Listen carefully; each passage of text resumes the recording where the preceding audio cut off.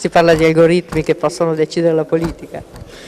No, ecco, se vogliamo fare un test di affidabilità dell'algoritmo, allora io dichiaro che l'algoritmo è una boiata pazzesca, così vediamo anche la reazione. Cioè, questa è la morte della politica. Tra l'altro è tutta sui giornali, perché questo algoritmo, tranquillizzo tutti i miei colleghi leghisti, non c'è, non esiste e non esisterà mai. Immaginare che ci possa essere uno strumento per misurare l'affidabilità, l'impegno dei leghisti è davvero una sciocchezza, tanto è vero che è stata smentita da più parti, ho verificato, e questa cosa non esiste. Dopodiché...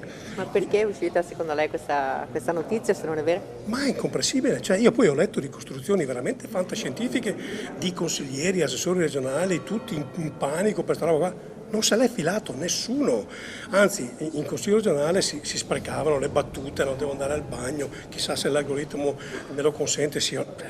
Ma come funziona allora quella valutazione all'interno della Lega dei meriti? Perché le polemiche si sono sprecate in questi anni su chi doveva fare carriera o no, e lei è stato anche tra i protagonisti di questi screzi per mancati obiettivi raggiunti, magari meritati.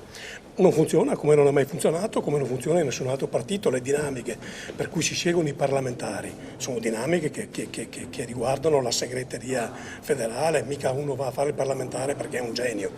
Se poi dovessimo misurare la disponibilità, l'impegno, la voglia di rischiare per i veneti, di anteporre il futuro dei veneti alla propria carriera, credo che ci sarebbe un cambio di dirigenti pazzesco. Non funziona, ci sono dinamiche diverse. L'unico dato che può funzionare è l'impegno da una parte e l'onestà, e dall'altra il consenso. Questi sono i parametri, gli unici che funzionano.